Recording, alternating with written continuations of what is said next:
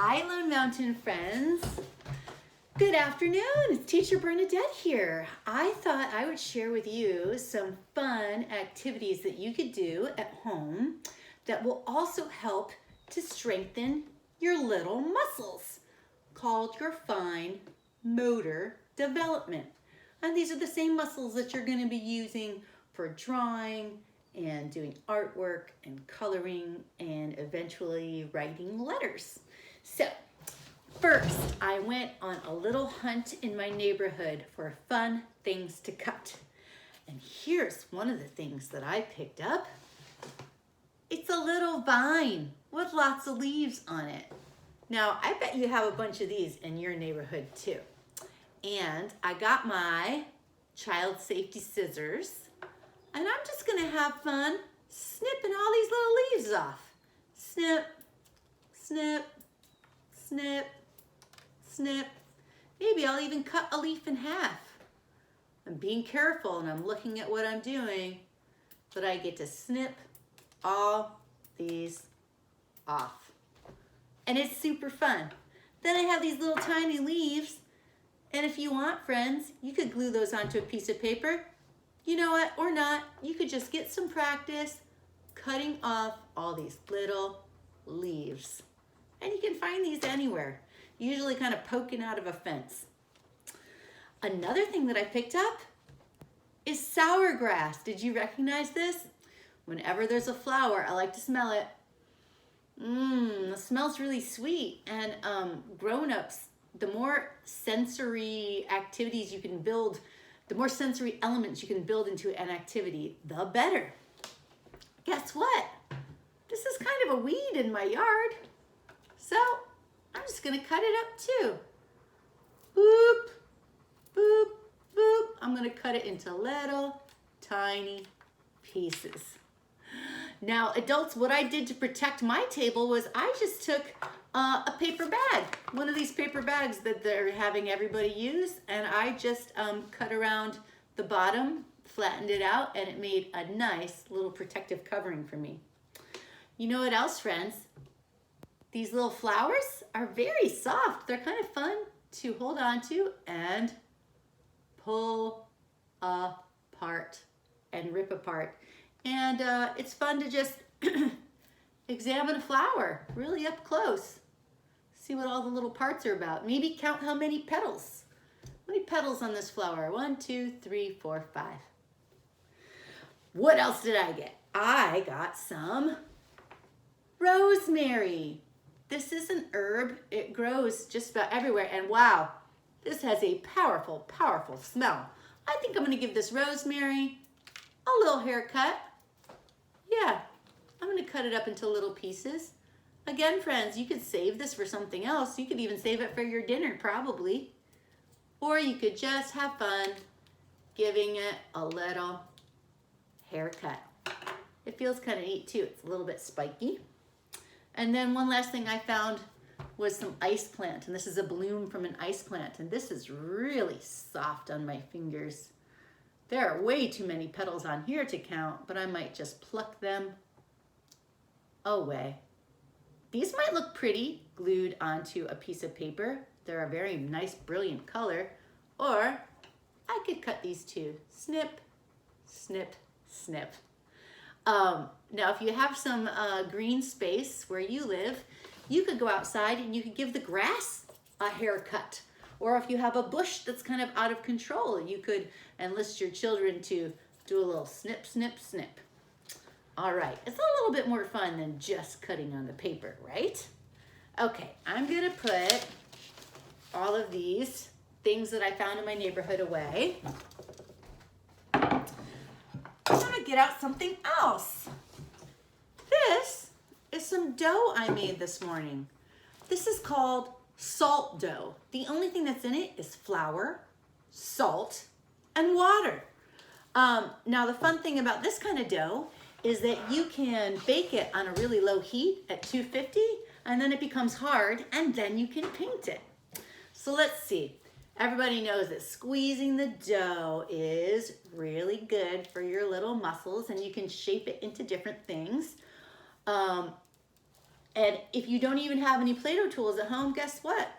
I found a stick that I can poke into it. I found some rocks that I could stick in there. There's another stick. So that's fun. You can roll this into a snake-like shape. And then guess what? Get your scissors back out again. And you can snip, snip, snip the Play-Doh. Snip, snip, snip. You can count the pieces that you cut it into. Very fun. You could even combine, look at this, my old little leaf, and smush that into the salt dough. Yeah. I also broke out some lids to jars, and that could be a cookie cutter if you don't have a cookie cutter. But it's always fun for the kids to use real kitchen tools like this giant rolling pin. You might want to put out some flour on your paper before you roll it out, but I'm just gonna press and roll it out. And then I'm gonna use my jar lid and make a little cookie. Press, press, press. Ooh, ooh, ooh, ooh, ooh. Maybe you could even make some muffins like the chant we did before. You know, 4 little muffins at the bakery shop, 5 little muffins at the bakery shop. Like I said, you could let that dry or you could bake it. If you poke a little hole in it and then you paint it, once it's dry, you could put a ribbon in there and hang it up somewhere. It can be a decoration. Other things that I got out to play with my salt dough was a pencil. It's not sharpened, but that can poke holes or it can just stand up. And I got a butter knife. You know, most butter knives are pretty safe for kids to use. You'll want to check yours out, of course, but it's good to have them practice chopping. I'm going to chop my dough into little pieces.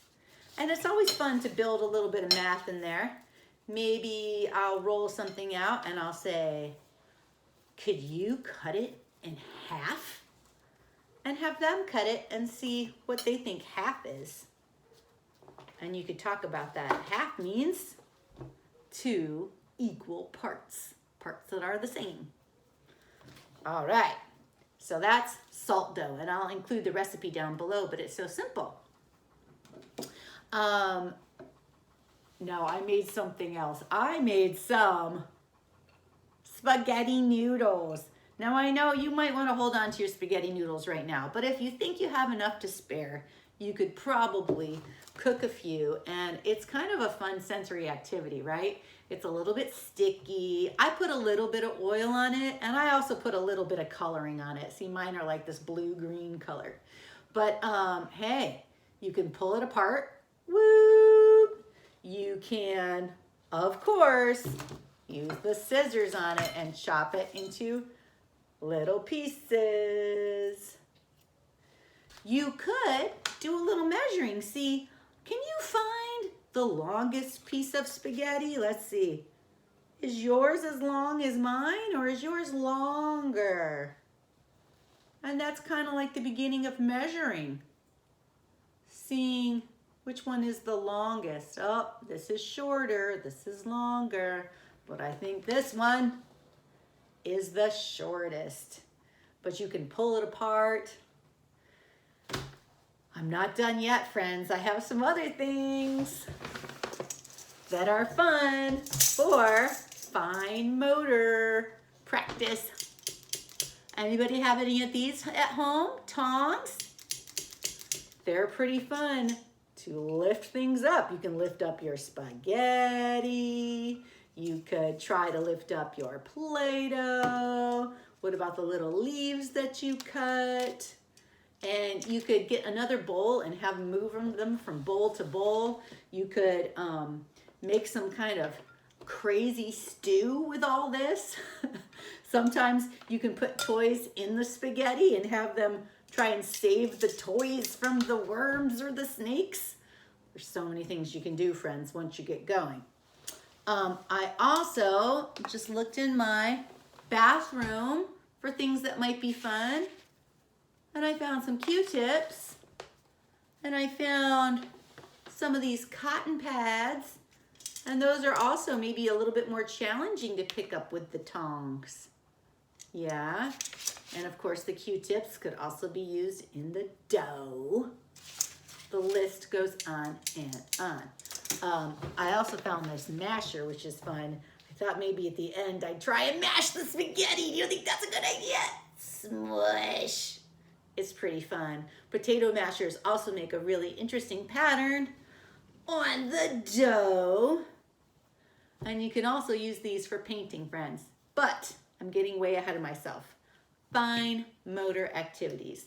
These are all fun ways to engage the kids with their hands and with their fingers. I hope you enjoyed it. I hope it gave you some ideas. Once you start looking around in nature for things to play with, your imagination can run wild. So have fun, friends. It was good to see you. Bye-bye.